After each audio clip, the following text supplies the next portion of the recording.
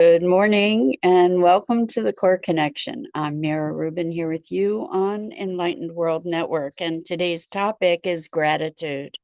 And gratitude is an attractor for those things we desire, but it's also a state that elevates our being. And we're going to talk about the beauty of the fact that we can actually generate gratitude regardless of circumstance, and that generating that gratitude then can precipitate circumstance. So should be an interesting conversation. And before we get started, let's just take a minute or two to get present. Let's take a deep breath in through your nose and hold it. And imagine clean, crisp oxygen flooding your lungs, flowing into your bloodstream, nourishing all your cells, all your organs, bringing vital life energy to your body and being. And as you exhale, exhale any tension, stress, negativity, fatigue. And now let's take another deep breath in through your nose and hold it. And this time, imagine brilliant, bright light lighting you up from the inside out, illuminating, electrifying, and energizing all your cells, your molecules, your electrons, creating a brilliant beam of light and energy from your heart out into the world. And as you exhale, exhale any remaining tension, stress, negativity, fatigue. And now let's press our palms together. Vigorously rub your hands together to feel the friction, the temperature, the pressure, the motion, the tickling and tingling when you stop, and allow all those sensations to bring us present right here, right now, into this remarkable physical form that enables us to experience life. Welcome, welcome, welcome. Good morning, Rosalind. Welcome. So good to have you here with us this morning. And welcome to everybody else who's joining us. We're talking about gratitude today. And I want to invite you to just give yourself a moment to sink into the experience of gratitude, and to do so in a way that isn't about being grateful for anything in particular. So that's a little bit of a twist on this maybe familiar topic, is to open ourselves to the experience of the emotion without a reason.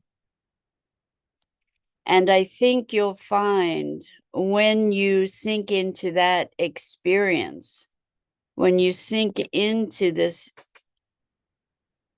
sensation of gratitude, the feeling of it, what you may notice is that there's an opening of the heart, that there's an opening that is connected to receiving and to experiencing the bounty, to just be filling up with this sense of gratitude. And the notion of doing it without any reason, without anything that we're saying we're grateful for, just to be in the experience of gratitude itself, is its own reward.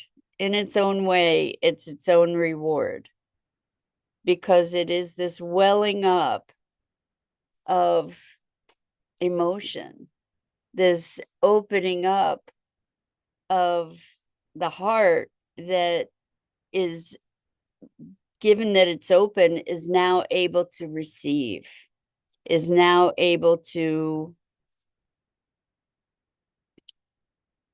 accept and experience the multitude of gifts and bounty that we are privileged to receive. And the idea here is that we can precipitate this experience of gratitude, which is its own reward. And what that does is it shifts our field, it shifts our energetic emanation, our energetic experience in such a way that with that opening, with that open heart, we are then an invitation to receive those things and experiences and circumstances that we desire. So, in feeling gratitude, not with that ultimate objective, but in feeling gratitude for its own sake, we then create a condition that generates more to be grateful for. So it's a little paradoxical. I get it. It's a little paradoxical because we're trained into believing that our emotions are something that are responses to circumstance. Like, you did this, so you made me angry, right? It was natural for me to get angry in response to that. Or you did this and you made me happy, because it's natural for me to get happy in response to something. And the truth is that our emotions are something that we have the ability to, I don't know if control might be the not the best word, but that we have power in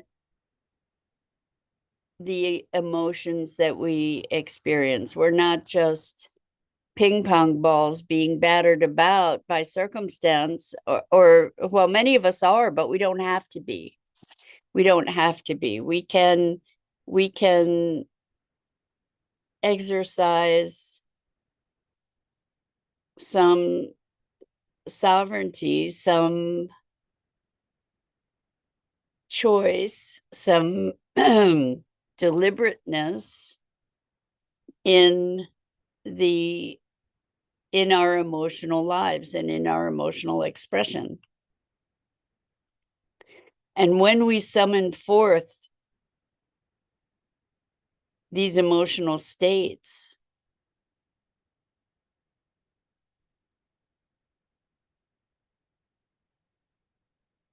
we are taking charge of ourselves and our lives in so many ways. The energy that we are energetic fields. We are energy fundamentally. More than matter, we are energy. We know this through physics, and particularly quantum physics.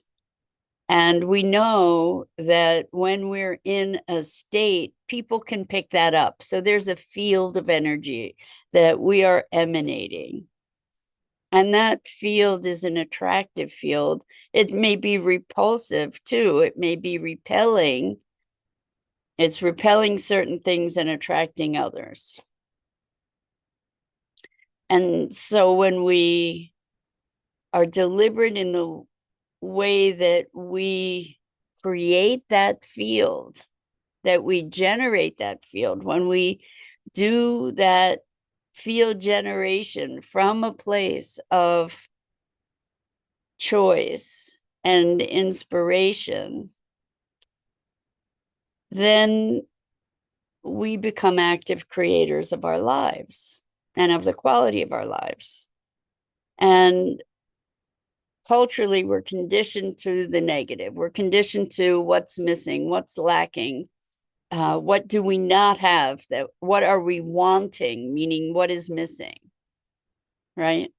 Rather than filling ourselves with a wholeness And that's really what gratitude is to me, rather than being kind of subservient and at the mercy of thank you, thank you, thank you for the gifts you've bestowed upon me. But and that can be heart opening as well,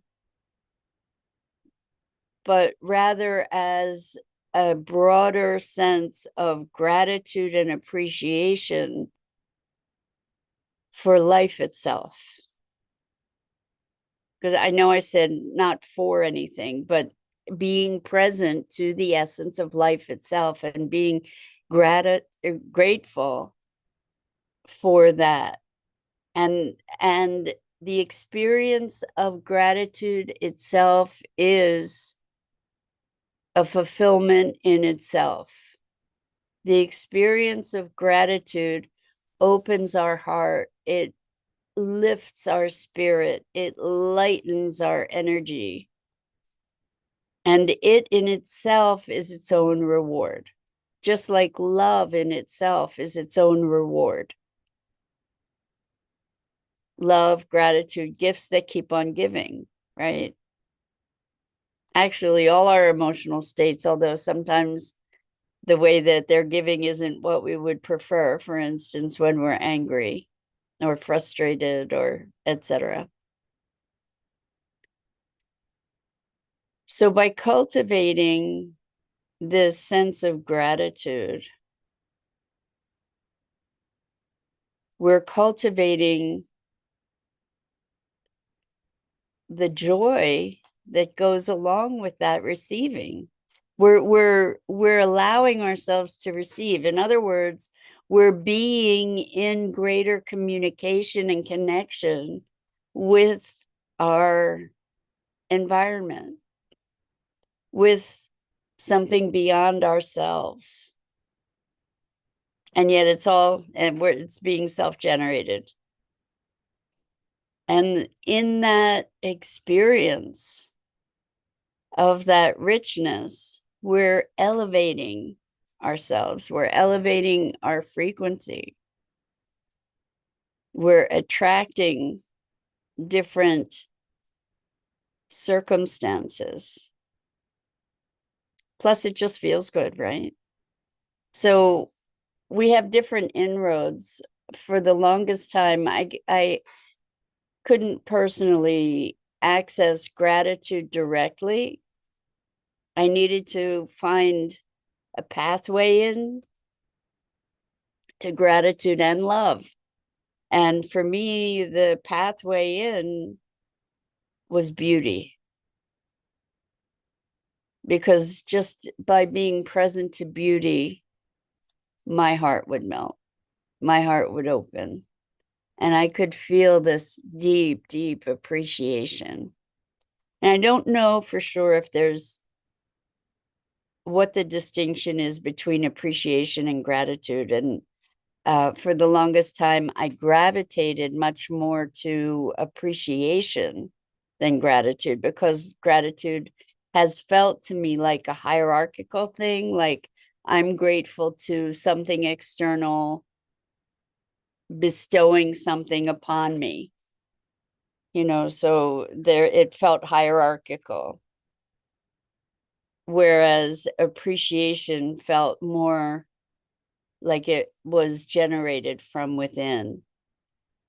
So good morning, Sue. So good to have you here with us this morning. Sue says, good topic. Thank you, Mira. I'm delighted that you're here to join us for it. I think the biggest takeaway here today is that we generate our emotions. We generate our emotions in a bunch of different ways, but probably primarily from the stories we tell ourselves.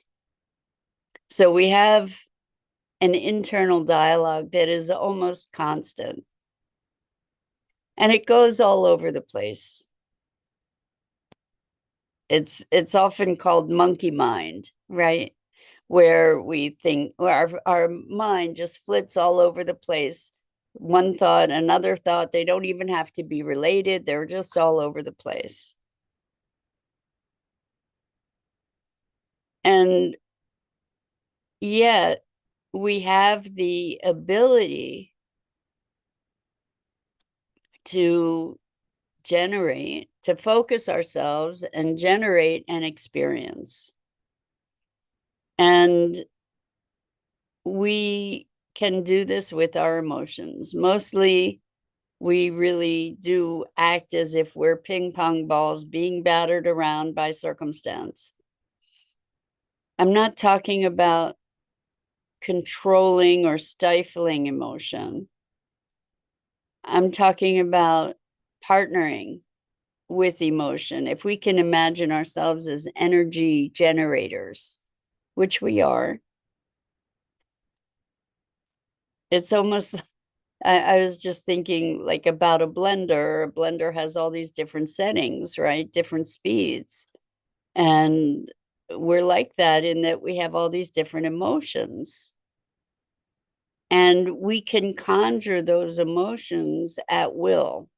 And that's the part that so many of us don't take responsibility for, that so many of us aren't taking active engagement with, is that we really do generate our emotions. And there are times when something happens and we react. There's the ping pong ball effect, okay? And there can be a tendency to judge ourselves for those reactions. There can be a tendency to be harsh with ourselves because we've made a certain emotional response. And oftentimes those emotional responses can be extreme. And I invite you, rather than judging yourself for that, to look at, wow, be curious. Wow, what happened? What was that about? Where did it come from? Because most likely the intensity of that emotion was founded sometime in the past. So I'm thinking this may be Sue. When caught in an emotion, it's a little difficult to shift to another state of mind. Anger is powerful. What to do with rage? Feel it fully. Okay, so great question. When we have rage, and this is challenging too, because typically when we have rage, we're caught in the story. How could they? How dare they? Whatever. We're caught in a rage, and it's usually about somebody else or some sense of injustice or transgression that has occurred. And we're very caught in the story. If we can find presence enough, and that's a big if, sometimes it takes a little while and we can only do it in retrospect. The biggest antidote is curiosity. It's like, wow, I'm really, really angry. I'm angry out of all proportion here. First of all, to recognize that it's out of proportion is a big deal. To recognize that you're angry, even like to be out, not in the anger enough, like to be able to recognize, holy crow, I'm really angry, or I feel really angry. Then we can get curious, like, what is up with that? What am I so angry about? Well, maybe I'm really indignant that this person didn't even consider me. I don't feel at all considered. I don't feel seen. I don't feel considered. I don't feel respected. And then we can look at, yes, that may be the case in this situation. And the likelihood is that there are other situations that have primed that pump to be absolutely explosive when the right trigger comes along. And that's where we can be in collaboration with our emotions to say, oh, okay, Something is calling for attention. Something is calling to be healed. Where did this come from? What is another circumstance where I really didn't feel heard or seen, or I felt neglected, or I felt abused, or I was abused? And to give that origin story some attention, to give that wounded child possibly some love and consideration. So rage blinds us. And I remember actually particularly going through adolescence, where I would be consumed by emotion. And I don't use that term lightly. Consumed by, in other words, I lost myself in it. I was drowning in it. I was blinded by it. It's kind of like putting on glasses with different color lenses. It's all you see is tainted by, or tinted by, also the color of the lens. And so one of the things that is a gift to give ourselves when we're in the midst of rage is to say, I am so angry, that to know not a good time to make life decisions. Even though it seems like you want to burn everything down, when you're in the midst of that rage, your vision is very jaundiced. Your vision is not clear. It may seem clear, but it's being impacted, not just impacted, but dictated by the experience of that emotion, the energy of that emotion. So Sue says, we look for where the trigger comes from. We give ourselves some love and consideration. Thanks. You're so welcome. I'm somebody who grew up in a very angry family. Anger was our go-to. And I've seen it's multi-generational. And it's a habit. It's a pattern. And growing out of that, curiosity, compassion make all the difference. So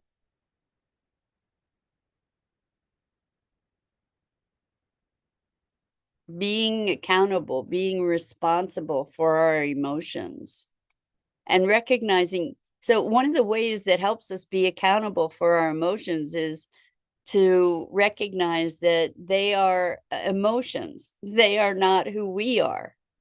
We have emotions. So when we say things like, I'm angry, it's not a beingness. It's having anger. I have anger. I have appreciation. I have gratitude. I am experiencing anger, gratitude, love, etc. And when we can recognize that it's not who I am, but it's a behavior or a pattern or a habit, then we give ourselves some distance from that thing enough that we can recognize we have a choice about it, that we can exercise some influence in relation to it. And that's a big deal. That's a really big deal. Because then we regain our sovereignty. And we recognize that we don't have to be at the effect. And that we can generate positive emotions for no reason, like gratitude. We can just sit and presence ourselves to gratitude. What would it feel like? This is a great way to presence ourselves or generate emotion. What would it feel like if I felt grateful? What would the experience in my body feel like if I felt grateful? Well, I think I would be able to breathe more deeply. I think I would be able to maybe feel my heart opening. I might feel my shoulders relaxing. I might feel a welling up inside of appreciation, of the sense of joy. I might even feel teary with this expanding energy. So it's an exercise that we can create for ourselves. We could do that with anger too, but why? Right? If you were an actor, it might be helpful. It might be helpful to know that you can create anger and you can stop anger just as a practice. So that might be useful. The thing is that when we have these emotions, it's impacting our field, and that field is a field of attraction. So if we can generate gratitude for no reason. Oh, I agree with you, Rosalind. Rosalind says it would be interesting to see imaging real time, what part of the brain lights up with these different emotions. 100%, it would be very interesting. And to notice what happens with blood pressure and our brainwave patterns and our heart rate and all that. It would be very interesting. So on that note, that's it for today. I'm Mira Rubin. This is the Core Connection, and I go live here each weekday morning at 9 a.m. Eastern on the Enlightened World Network Facebook page and YouTube channel. And I invite you to please like, follow, and share Enlightened World Network and me. The links are in the description. And as always, it's a delight to have the opportunity to share these morning musings with you on what it is to be human. So until